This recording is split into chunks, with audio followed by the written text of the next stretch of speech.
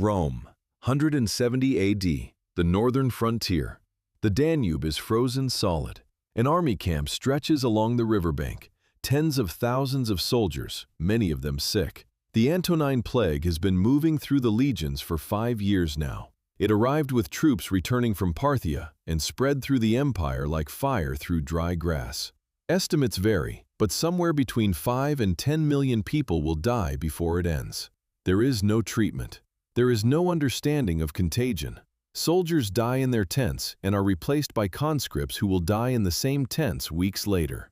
And in one of those tents, smaller than expected, austere, military, a man in his late 40s sits alone by lamplight, writing in a notebook that he never intends anyone else to read. His name is Marcus Aurelius. He is the Emperor of Rome, and the notebook will become the most quoted philosophical text on the modern internet, stripped of every piece of context that made it meaningful. Before the notebook, the man. Marcus Aurelius did not want to be emperor. This is not hagiography. The historical record is consistent on this point. He was adopted into the imperial line by Antoninus Pius and groomed for succession from adolescence. He was a student of rhetoric and philosophy, a serious one, not a dilettante. His early letters, preserved through Fronto's correspondence, reveal someone who would have been happier as a scholar than a statesman. But the succession was not optional. When Antoninus died in 161, Marcus became emperor at 39. He spent the first years dealing with floods, famine, and a Parthian military campaign he did not initiate. Then the plague arrived. Then the northern tribes crossed the Danube. For the last 14 years of his life, from roughly 166 until his death in 180, Marcus was almost continuously at war, managing an empire that was simultaneously being depopulated by disease and invaded from the north. He ruled from the frontier, not from Rome. He slept in military tents, not palaces. And somewhere in the middle of all of it, he started writing. The notebook, what we now call the Meditations, was never titled by Marcus. The Greek title, ta εις heoton, was added later and translates roughly as things to himself or to himself. That title is the most important piece of context that the internet consistently ignores. These were not teachings. They were not advice. They were not written for an audience. They were a man talking himself through the worst years of his life. Private notes, reminders, the philosophical equivalent of someone writing, "Hold it together" on a sticky note and putting it on their bathroom mirror, except the bathroom was a military tent, and the stakes were the survival of an empire.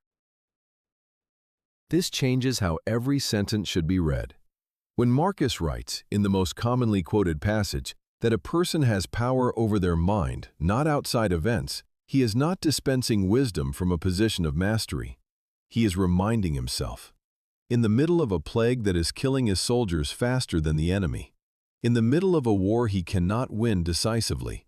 With a body that is beginning to fail, historians believe he suffered from chronic stomach illness, possibly an ulcer, possibly the early stages of the cancer that would kill him. The sentence is not a principle announced from strength.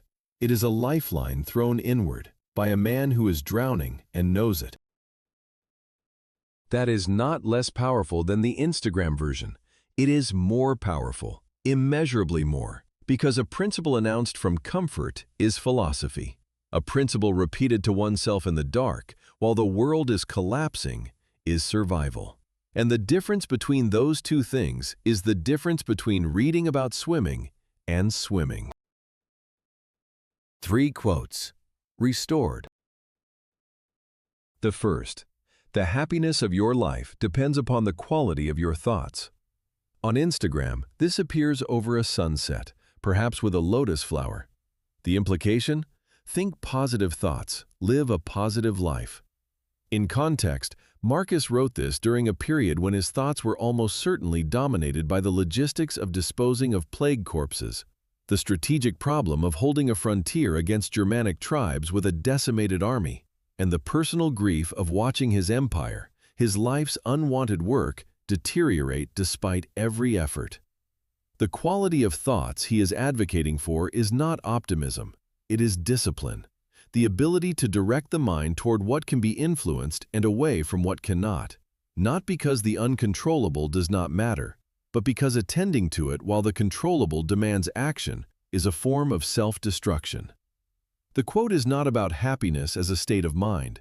It is about triage, mental triage under conditions where everything is urgent and most of it is beyond repair. The second, waste no more time arguing about what a good man should be. Be one. The internet reads this as a call to action. Stop debating virtue and start practicing it. Clean. Motivational. In context, Marcus was likely writing this to himself after yet another fruitless exchange with advisors, senators, or military commanders whose philosophical positions did not survive contact with self-interest. He had spent years surrounded by people who could articulate virtue eloquently and could not embody it for a single afternoon. The note is not inspirational, it is exhausted. The tone is not "rise up," the tone is "enough."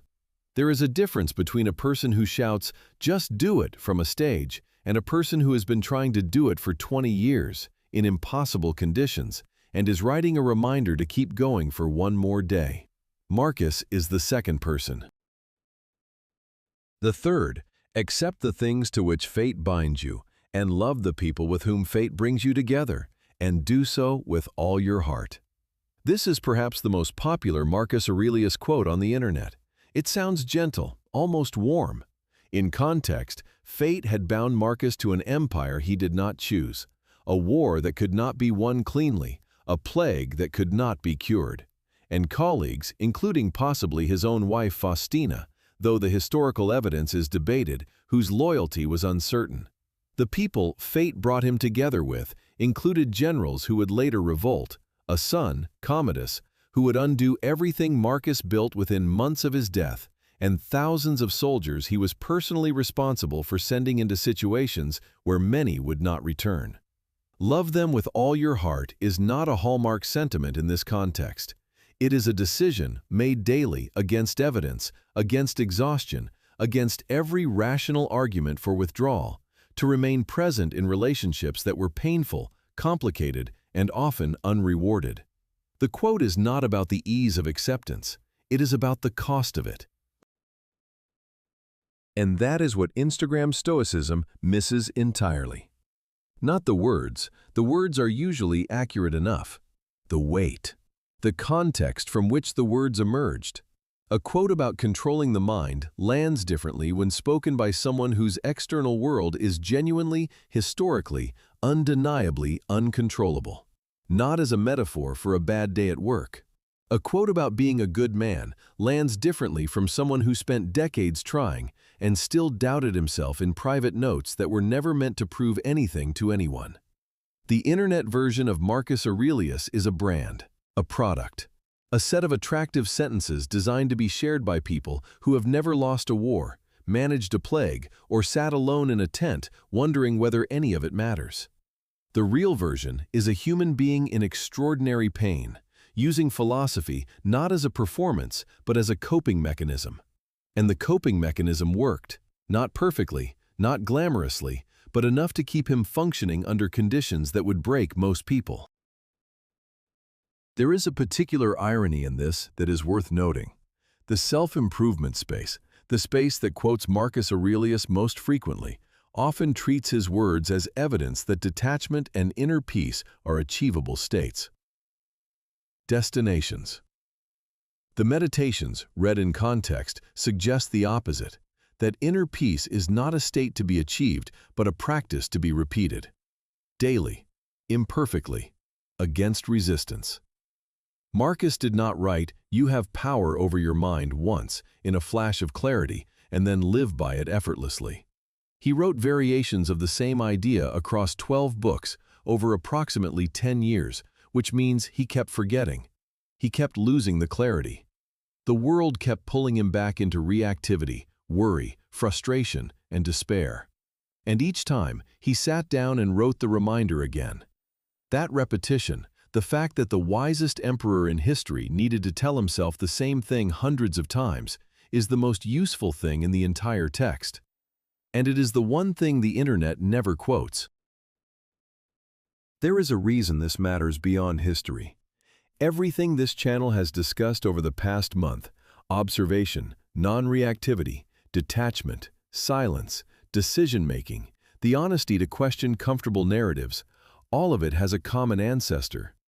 Not in neuroscience, not in modern psychology, in a notebook that a dying man wrote to himself on a frozen frontier, not because he had mastered anything, but because he had not. And the practice was not elegant. It was grinding, repetitive, imperfect, and private. That is what real practice looks like. Not the highlight reel, not the quote card, the notebook. The same reminder, written again, because yesterday's version did not survive the night. And that changes how all of it should be held, not as wisdom from above, but as tools from someone who was, like everyone else, in the middle of it. Still figuring it out, still trying, still writing. Saturday, the month closes, and it closes with the question that has been underneath everything from the first video to this one. The question for the person who has understood every concept, agreed with every insight, and changed nothing. Not because they are lazy, because understanding and doing are separated by a gap that no amount of watching can bridge. What lives in that gap? And how do people cross it? That is Saturday. And it is the most important question this channel has asked.